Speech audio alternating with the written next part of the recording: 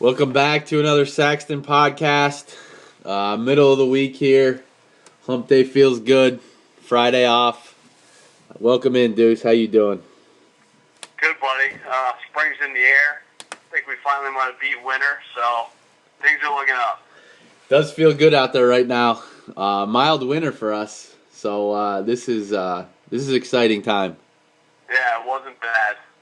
March Madness is underway. First weekend, Masters sniffing right around the corner. I like it.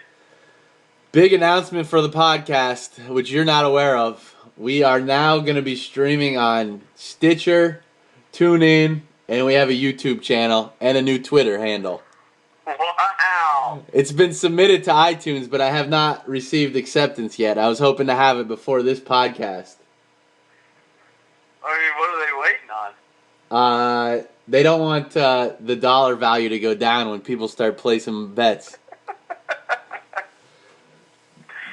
Wow, we're making moves. I like it. I like to hear that. Yeah, I had a nice Monday for myself. Yeah, that's awesome. So let's hop right into the golf this weekend. New course on tour, the Austin Country Club. Tell me what you know about it and what we should expect to see. Yeah, Austin Country Club. It's going to be totally different than the previous two courses that the match play has been on that most people remember. Dove Mountain in Arizona, and then last year at Harding Park. This is a Pete Dye design. A couple famous members. Crenshaw grew up there, basically. Harvey Penick, one of the most famous teachers, grew up there. Tom Kite, Hall of Fame member. Bob Estes, longtime tour member, is a member there. So some big names. It is a pretty short course, just over 7,000 yards. You'll see a ton of rocks, some undulation, and then a few holes play right by the river. So I think it's going to really pop on TV. Not totally sure how it's going to play. I think the modern game is a little different. So when you hear some of the older guys talk about, X type of player is going to fit this course, I'm not sure I totally believe that, because I think you'll see some of the big guys try to demolish the course with their power. So just Bob Estes said he likes the accurate guy off the tee and a good wedge player. And Tom Kite picked Zach Johnson type player to play well on this course. So we'll see if that holds true. Yeah, I think you have to place some merit in that, but in match play, you almost have to throw some of it out because match play is a different animal. Anything can happen. Yeah, and so this new breed of guys, Day and Bubba especially, and Rory, just the 2 minutes I watched before hopping on here, a 380-yard par 4, kind of with some trees guarding a dog leg. Jason Day hit it right over him onto the front edge of the green. So, I think there's a different way of looking at a golf course from that generation to this generation. So we'll see. A quick diversion. How realistic are Day's chances to break through at Augusta? So I think they're just as good as any. I mean, he's got all the tools to win there. When he's on with the driver, almost Rory and Bubba, maybe, and maybe Dustin. There's not many guys better than him.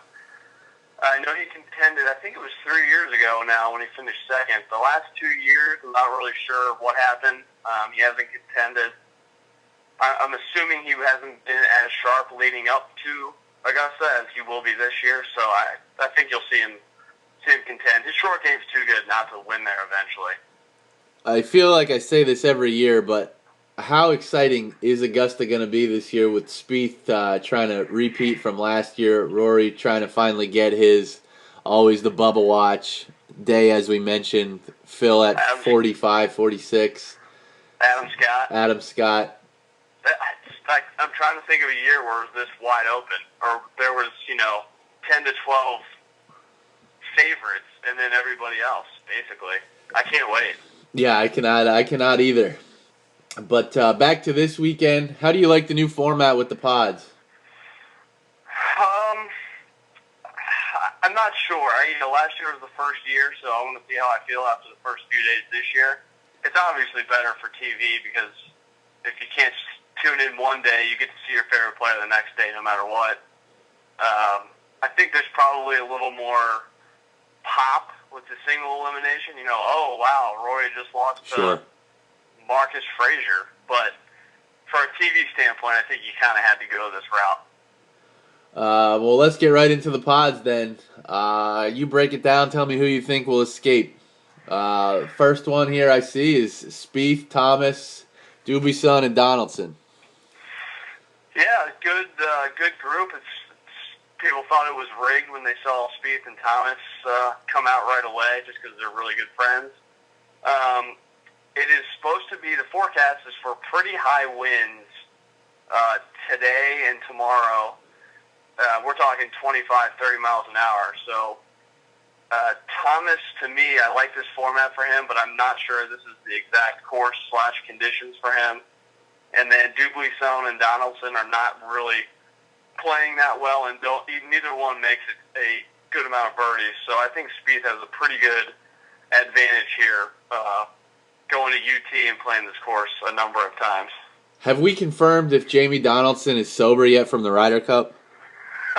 Not confirmed. I know he almost cut his finger off in a chainsaw accident, similar to Greg Norman's in December, and he's already playing again, so he still might be canned. Is this a big week for Spieth as the Masters approaches? Yeah, I think if you're him, you'd like to see him get out of the group at least. Just to see if his game is trending in the right direction. You might not win. This is a tough tournament to win. You got to get lucky a number of times, but I think you want to at least see signs that your game is starting to peak. To the next pod, Oosthuizen, Sullivan, Bern-Wiesberger, Matt Jones.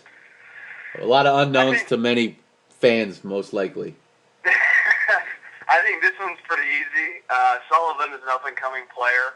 He could sneak up on the Ryder Cup team, but Wiesberger and Jones are not playing well. I think Louis is starting to round into form. We talked about Masters guys. He's a sneaky one that could be in contention. Maybe the second best swing in golf, maybe the best, actually, him and Adam Scott. So I think Louis takes this one. So that would set up an exciting match with Spieth and Oosthuizen on Saturday. Yeah, I would. I think that would be one of the better matchups we can get in that second round. Patty Reed, Phil Mickelson, Fitzpatrick, and Berger. One of the best groups from top to bottom, in my opinion. Fitzpatrick will be either on this Ryder Cup team or the next. Very, very good short game. He's not very long, but he'll beat you with his wedges. Berger's one of the better ball strikers, rookie of the year last year. His swing doesn't look pretty, but he hits it in a lot of good spots. And then obviously Phil and Reed. Reed's a match play, perfect for match play. The Bulldog loves to win, loves to play one-on-one. And then Phil is playing great this year. So this was a tough one. I defaulted and went chalk here with Patty Reed just because he seems like he lives to rip your heart out. Do you expect to see any of these bigger names who may struggle this week enter the shell next week? I have not seen a published field for the shell. It's an interesting spot on the calendar this year because a lot of guys like to play the week before the Masters, but with the match play, if you are playing well, you could end up playing 7 or 8 matches. That's a lot of golf, so I am interested to see who actually plays next week. Next pod, we have Dustin Johnson, Jimmy Walker, Alphabet, and Bobby Streb. The Alphabet. This is an interesting one. Alphabet has a very good European match play record. I think it's the Paul Lawrie match play now. He won that last year. And Jimmy Walker, Dustin Johnson do not have great match play records, and Streb is struggling this year. Walker's the best putter in this group, and I usually like to default that, and he lives in Texas, so the wind shouldn't bother him. I'm going to take Walker, but watch out for Alphabet. He had a top 10 last week in Bay Hill, and he can play. Yeah, I think he's going to emerge from this group. What if I throw this wrench in there that Bobby Streb putts with his wedge this week?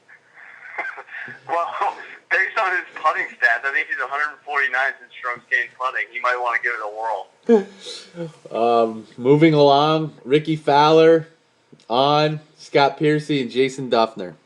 Another strong top to bottom. Many people will see Ben On's name and not recognize it. He was a U.S. Amateur champ here, and then went and played the European Tour. He won twice on the European Tour last year, so he could play. You'll see him over here on the Big Boy Tour shortly. Obviously, Piercy, multiple winner on tour, and then Duffner won earlier this year. And I would think this course sets up well for Duffner, but again, I'm going to go chalk. I think Fowler's playing too well. I wouldn't be shocked to see Duffner give him a run today. They're on the course right now, but ultimately I think Fowler beats the other two guys. Do you think we'll ever see Duffner regain the form he had, or does he even care to regain that form? He's playing pretty well right now. I think you'll see him contend a couple more times this year. Maybe scratch out a Ryder Cup spot, but then he's pretty old now. I think he's 38, 39, something like that. And I know he said before he's not going to play much into his 40s, so I wouldn't be shocked to see him walk away 42, 43, something like that. There's a lot of Auburn co-eds that he'll be after then. Yeah. New single now, so all game. Matsuyama, Kisner, Jeltsin, Cabrera, Bello. Sorry. Cabrera Bello has a really good golf swing. Kelton, he might be the shortest hitter in this entire field. He's one of those guys that kind of almost quit golf, came back, won a European Tour event. That's kind of how he's in here. I really like Kevin Kisner. He was playing great in the fall. He has a great track record on Pete Dye golf courses, but hasn't played well the last month or so. So Matsuyama, this type of format, fairways, greens, it's tough to play against the guy in match play that's hitting every green in regulation. So I'm going to go Matsuyama. Bubba Watson, J.B. Holmes, Grillo, Kazir. This is a weird one. The Bombers group, everyone here kills the ball. Bubba should be a huge favorite in this group, but I think this course might fool him a little bit. I'm actually going to go Patton Kizzire because he is by far the best putter of the group. He can still hit it too, so I'm going to go with the upset and take Kizzire. This is one of the more interesting pods to me. Sergio Garcia, Mark Leishman, Ryan Moore, Lee Westwood. Yeah, some veteran ball strikers in this group. Ryan Moore has not had success in this event, but was dominant as an amateur in match play. And obviously Garcia and Westwood, Ryder Cup stalwarts. I'm going to go with another upset here. I'm going to take Mark Leishman, who has played very well. He's 2-0 in President's Cup singles and is one of the absolute best win players in the world. So I'm going to go Leishman here. What is your take right now on Lee Westwood's game? He got a divorce in the fall. He moved his family to West Palm about 2 years ago. They got divorced in the fall, so the family moved back to England. He has followed to make the transition easier on the kids. He has not played in 6 weeks, I don't think, so I have no idea what to expect from him. Going down the pod with your winners, assuming that this plays out as you expect. Spieth against Oosthuizen. I'm going King Louis. Walker against Reed. That's a tough one. I'm going to go Patty Reed, though. Matsuyama against Fowler. Ricky Fowler. I think just playing too well at this point. And then Kazire against Leishman. I'll take Leishman. If the wind stays up, I think he's going to be a hard guy to beat. Leishman against Fowler. I went back and forth on this one. I really want to take Leishman, but I think Fowler has got a little bit more of a complete game at this point. I would hope that this plays out. Patty Reed against King Louis. Yeah, I would love to see that one. Reed against Spieth or Reed against Louis would be great, but But I'm going to go with Oosthuizen. I think if he gets the putter going, I think his all-around game is just almost as good as anybody's. Who advances to the final then, Louis or Fowler? I got Louis going to the finals. To the other side, Jason Day, Paul Casey, Jai D, and Graham McDowell. To me, the best pod is right there, especially if you're talking about match play. McDowell, Casey, and Day, especially their records are off the charts good. I know Day won last week, and when he gets hot, he usually stays hot. He's a tough guy to beat in match play because he hits so far and the short game is so good. McDowell, obviously a little bulldog, but I'm going to go Paul Casey. He has already said he's not going to play in the Ryder Cup. He's not. He did not take up European Tour membership, so he's not eligible. So everything to him now is about the Olympics. He wants to be on that Olympic team, so I think he's got something to prove. Brant Snedeker, Charles Schwartzel, Danny Lee, Charlie Hoffman. Another good group. I would hesitate with Sneds. He had a rib injury a couple weeks ago. Had to withdraw from Doral. So I'm going to take the hot guy in this group and go with Schwartzel. Moving along, Danny Willett, Brooks Koepka, Billy Horschel, and Van Zyl. Another good group with Willett, Koepka, and Horschel. Van Zyl famously skipped Doral because he didn't want to take that long of a flight. He gave up the $51,000 paycheck. Something everyone can aspire to in life is to get to that point where you can skip that. Keep listening to the pod. This is a tough one to pick because Willett finished third last year. He's been playing really well. I liked him coming into this week, but I think he's drawn a couple tough guys to play against Koepka and Horschel.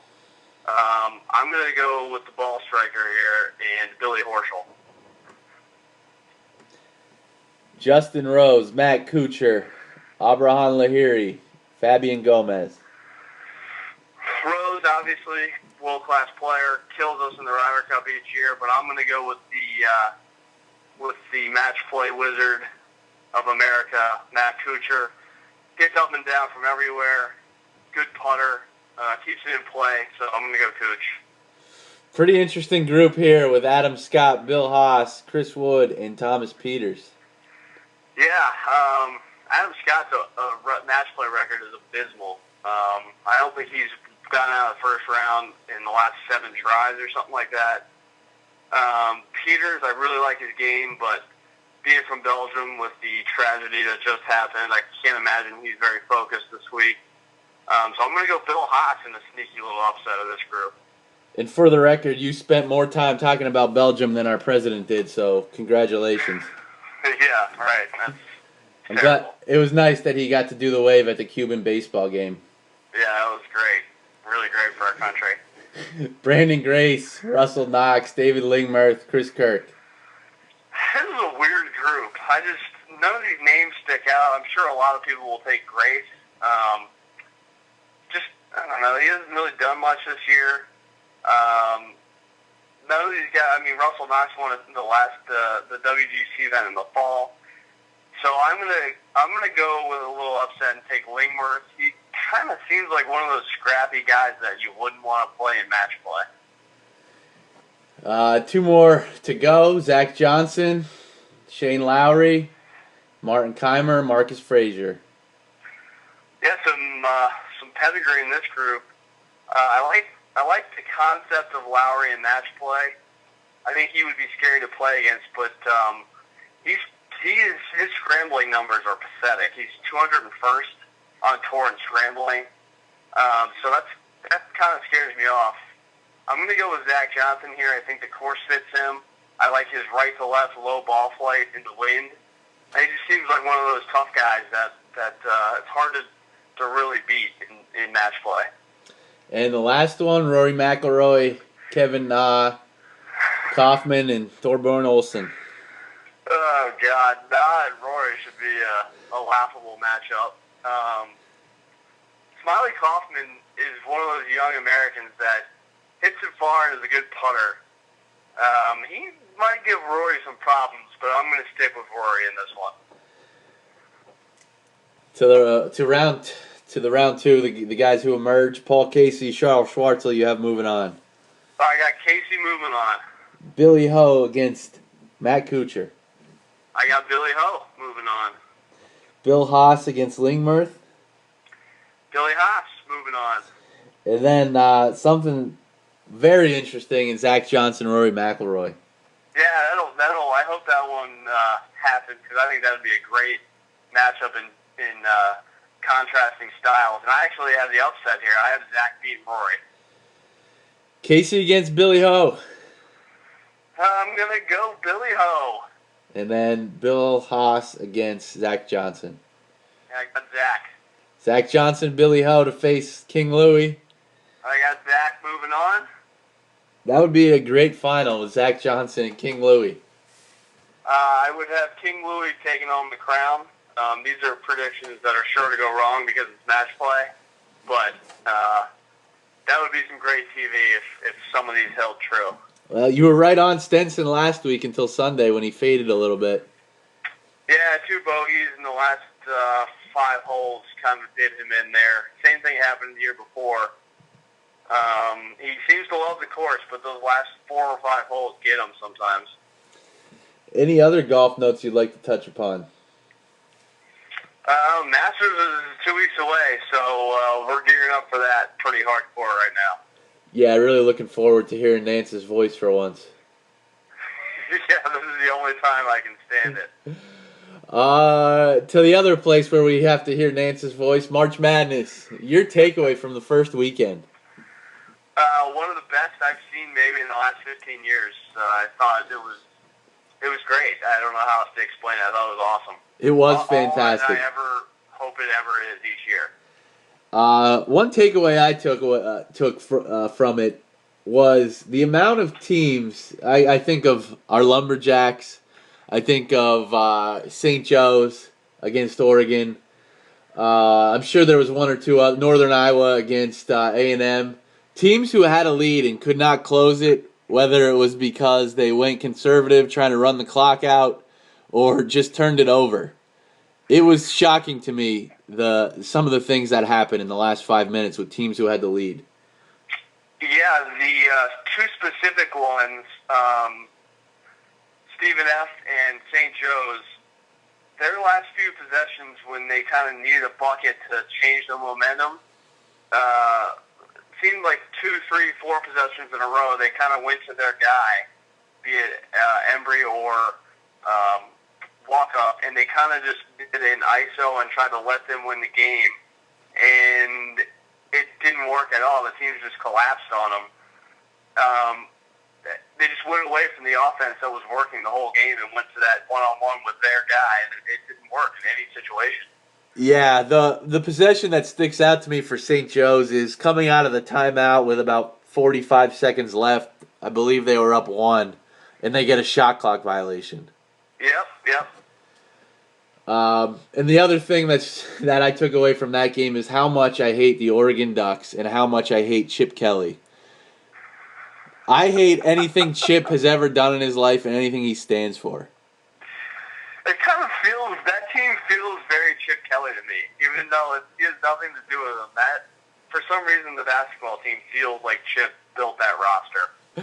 Hats off to that freshman, though, who hit a couple big shots down the stretch for Oregon. Yeah, they have some players. They have a couple of kids that are very versatile and tough to guard. That will be an interesting game with Duke. Yeah, I think that they can cause Duke some problems. We'll get to that in a minute. That's a Thursday game, so why don't we just hop right into that? Oregon opens 2.5. It's up to 3. Yeah, I think Oregon causes some mismatches against Duke. I think Allen and Ingram are going to have to play exactly the way they did for Duke the last game for them to win. I just think that some of the Duke guys are going to I think they're getting into foul trouble again. I'm not sure how Duke is going to defend Oregon. I'm kind of in the same boat. I do expect one of these games for Ingram to go off, though. And I think that this is the matchup that he could do it. But foul troubles has been an issue for Duke, which is a scary proposition if you're going to take the points with Duke.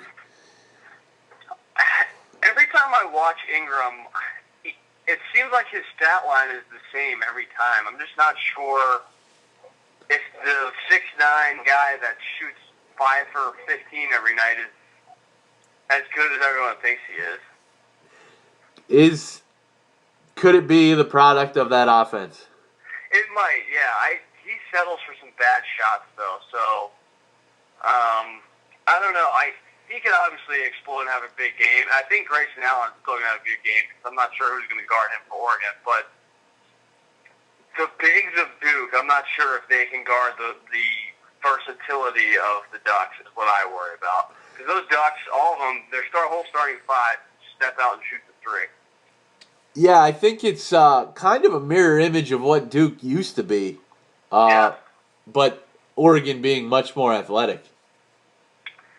Yeah.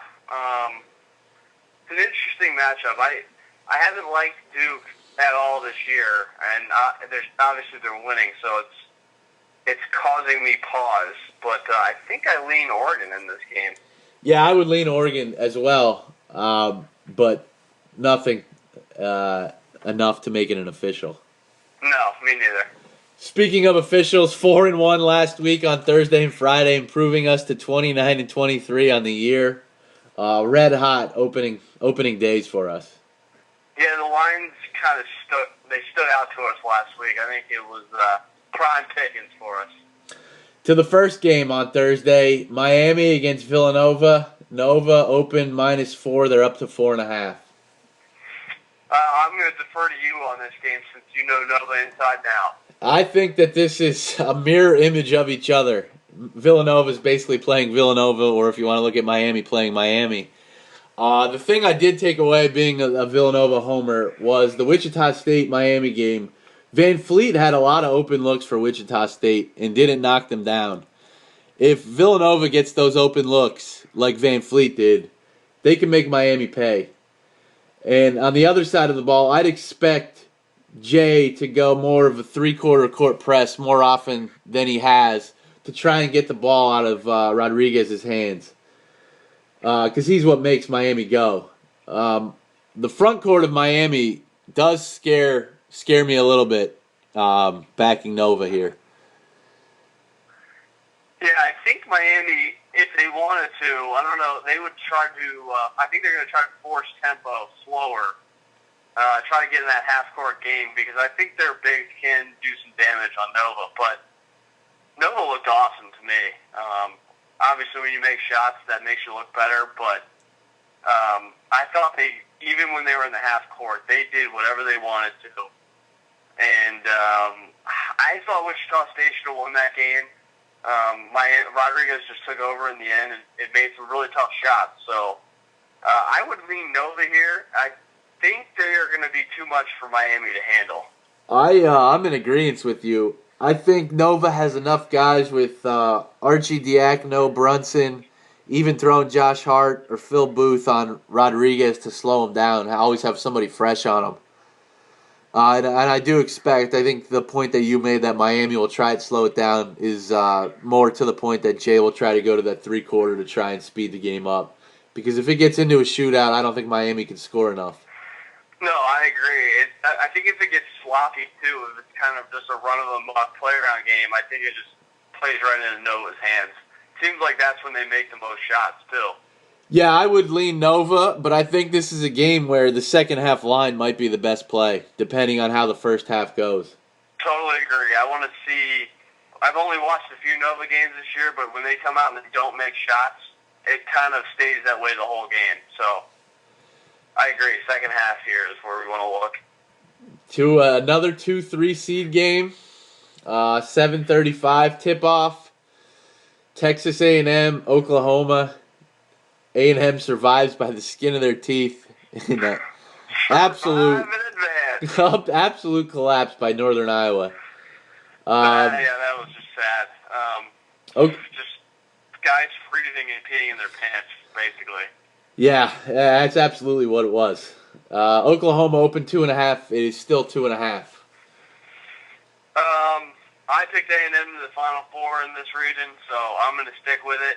I think their defense shows up a little bit better against Oklahoma, especially since Oklahoma is a one-man show. Field was great in the last game. He basically won in the game with 36. I don't think he'll be able to get off like that against A&M. So I like A&M here. I think A&M's a step up from what VCU was. I think A&M plays a similar style, and I agree with you. Buddy Hield has been a one-man show. Whether that's the way the offense is designed, whether that's the way they want it, I don't know. But I haven't seen anybody else do anything on Oklahoma in the first two games. Yeah, I guess he could do the same thing if he's making tough shots, but hard to do that in back-to-back games unless your name is Steph Curry. So I don't know. Watching that game, Oklahoma's game, I just was not impressed with anything else except for Buddy Hield making shots. That's it. An official A&M play. I'm good with that. What was the line? 2.5. Yeah, why not? I agree. A&M will be an official at 2.5. We go to the 9:40 game, and I'll throw it over to you for the Maryland-Kansas breakdown. Kansas opened 7. It's down to 6.5. I think these teams are built pretty similar. They both have talent inside. They both have some wings that have size at the 3 and 4 spots, and they both have good guards. I think the X factor in this game is that Maryland, in my opinion, has the best player on the floor in Melo Trimble. I'm interested to see how Diamond Stone reacts to playing another big man that has some skill. He played pretty well last time he faced a big-time player. And I think Alexander could give him some trouble if he steps out. But Maryland usually plays up to teams. So I have a sneaky feeling this game could be really close. I'm in the same boat as you. I lean Maryland in this game. If we can get it up to 7, I think I really like it. I'll still take the 6.5, but I think Melo really shows up in this game. Robert Carter needs to play better, and Jake Layman too. They need to hit some shots. Robert Carter especially needs to play better defense, and they have to hit the glass. That's the biggest concern I have, is that Maryland gets bullied around sometimes on the glass. But the point guard thing, I love taking the better point guard, and I think Melo is going to have a really good game. I expect Maryland to play really loose in this game. I don't want to say they're playing with house money because they were top 5 team to start the year, but surviving those first 2 games, I think they're playing with house money right now, playing the 1 seed, and I think they're going to come out loose. Totally agree. I think they're a better team when they play a team like Kansas and no one is picking them to win than a team like Wilmington when everyone expects them to win. So I couldn't agree more. You like it enough to make an official? What is it, 6.5? Yeah. Yeah, let's do it. All right, so on Thursday, A&M plus 2.5 and Maryland plus 6.5. To Friday, opening game is Virginia the 1 seed against Iowa State. Open 5, it remains Virginia minus 5. This game obviously is all about tempo. Virginia wants to make it a 25-24 game. Iowa State likes to push and score. Virginia has burned me a couple years in a row. There seems to be a game where they can't score. And in the tournament, when you can't score, you're going to lose. But I've been down on Iowa State all year. I don't think they are going to shoot it that well against Virginia. So I expect Virginia to move on, but I'm not comfortable with any line giving any points. Oh, I completely agree. I don't think Iowa State's seen a defense like Virginia all year. It does worry me a little bit that Malcolm Brogdon seems to be the guy who carries that team, and if he struggles, I don't know what happens to Virginia if he struggles. Exactly. But I agree. I think Virginia escapes, but I don't like it enough to make this an official. I think Nianning's had 28 and 29 the first 2 games of the tournament. I don't think there's any way he sniffs that against Virginia. So I'm not sure who else. Their offense is tailor-made for Niang to score 30 every game, but Virginia's not going to let him do that. 7:25 tip. Wisconsin, Notre Dame. Notre Dame open 1.5. It's down to 1. Oh, man. tough one for me. It's almost a coin toss. I love Mike Bray in the tournament. I think he's one of the more underrated coaches in the country. Demetrius Jackson, even though he's 6'1", he's going to be a first-round draft pick. I lean the Irish here just because of Jackson, but Wisconsin's pesky, and it's more of a coin toss for me. Yeah, I agree. I think Notre Dame has the better players and the best player on the floor. I don't know much about the Wisconsin coach, so I think the advantage is certainly Bray. But the Lumberjacks should be playing in this game. Yes, exactly. Which causes me some hesitation to take the Irish. So I think this is a coin flip. I really don't even know who to pick outright. Yeah, if you're a complete degenerate and you have to bet on every single game, I would lean Irish, but not comfortable enough to make it a lock. Yeah, I don't even know if you look at the second half in this game because No. The way these two teams play, anything can happen. Yeah, I agree. I don't want any part of the second half. I think one of the more interesting games of the weekend, 9:40 tip, Gonzaga 4.5 point opening favorite, remains 4.5 against Syracuse. You were on Syracuse the whole time, so I'm going to give you some credit for that. I think this is a little bit of a tougher matchup for the Qs, though.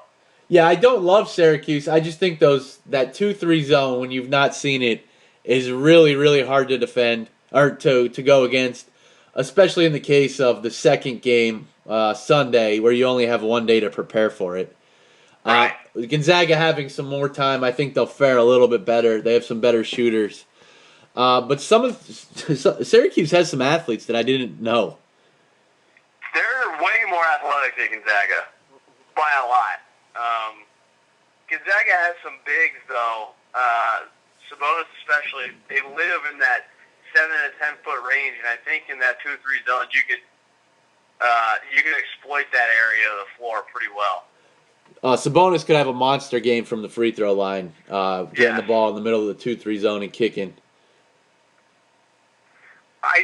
I don't like the middle. It feels like a middling line, kind of like an NFL middle line. So no play from me here, but I think Zags win the game. Yeah, I'm on the same boat. I'd like to see what the line does.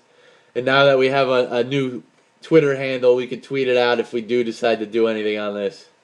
Oh, there you go. In the last Sweet 16 game, Friday night, 9:55 scheduled tip. North Carolina, the 1 seed, open -6 down to 5.5 against the 5 seed Indiana. Oh, man. Indiana, I think, is going to struggle with Carolina's size. The X factor, though, is Indiana's guards and their ability to shoot the three. If they can make threes, I think they can win this game outright. The size for Carolina, though, scares me that they dictate pace. They pound them in low, and they're pretty good in transition, too, so they can kind of play both ways. Indiana, I'm not sure about their bigs. That's what is making me hesitate. I would like Indiana, but I'm not quite sure. I have doubted Indiana and Tom Crean all year. I followed it pretty closely towards the end. I saw their schedule. Seemed like they played a lot of the easier teams early to build that Big Ten record, and I thought to fade them towards the end of the year, but they continued to have success. I wasn't sure they were making it through round 1. I didn't think they were making it through round 2, and here they are. Yeah, they were impressive against Kentucky, and Kentucky's kind of built the same way Carolina is. Kentucky runs a ton of big guys at you, and they have 2 good guards with Ulis and Murray. It's sort of how Carolina's built, only Carolina can't shoot the three. My lean here is Indiana, but I'm scared about it. I have to lean that way too because of the X factor, which is the biggest loser in America, Roy Williams. I think I could be in love with Carolina in the line, and I still wouldn't make the pick officially. Part of me hopes Carolina wins this game so that Roy Williams doesn't become on the hot seat, because I love watching his teams choke. Nothing gives me greater pleasure than watching a team choke like North Carolina. Yeah, I mean, if he retires, who do you have left to root against? Just Chip? Chip and Bob Stoops. Yeah, Bobby Stoops, I guess, too. I forgot about him. Um, Bobby Stoops put a bag over our head this year and really fooled us. He did. So the only officials we have are A&M plus 2.5 and Maryland plus 6.5. Anything else will be tweeted out. Anything else on college basketball that you'd like to touch? Just that I hope this weekend is as good as last weekend because it was spectacular. Completely agree. Quickly get your thoughts on the Spurs-Warriors game from Saturday night. The refs let the Spurs play defense. Steph was finally contested off of screens. His hands, were not free to shoot all the time. Oscar Robinson was probably sitting in his recliner with a big smile on his face. They got into his chest a little bit, and the refs allowed him to do it. I thought LaMarcus Aldridge was phenomenal. I liked Popovich's strategy with leaving Duncan on the bench most of the game. I don't know if the refs will let them play like that in a 7-game series, though. Yeah, that's a hesitation for me. And can we expect that type of performance from Aldridge throughout a series? Yeah, right. I don't know if that's sustainable. And, he's not the 22 a game scorer he was in Philly, but Iguodala didn't play, and I think he's a really good player for that team. So, encouraging. I think Spurs needed to win that game for momentum and just to, slow down Golden State's runaway train. But 7-game series, I still like Golden State. The Warriors currently stand at 63-7. 12 games remain. They're ahead of the Bulls' pace. Are they going to do it? I think so, yeah. Steve Kerr obviously doesn't want him to do it, but I think Curry and Clay really want it. Here's the remaining games. Tonight, against the Clippers. Win. Friday at home. Tonight's at home. Friday at home, Mavericks. Win. I don't think they lose at home. Sunday at home against the Philadelphia 76ers. That actually is a scary one. They might look over that one. March 29th. Probably 19.5, 20. I kind of like the 6 there. Next Tuesday, home, Bullets. Win. Here's a scary one. Back-to-back situation. Wednesday at Utah. Oh, that is a scary one. I could see something happening there.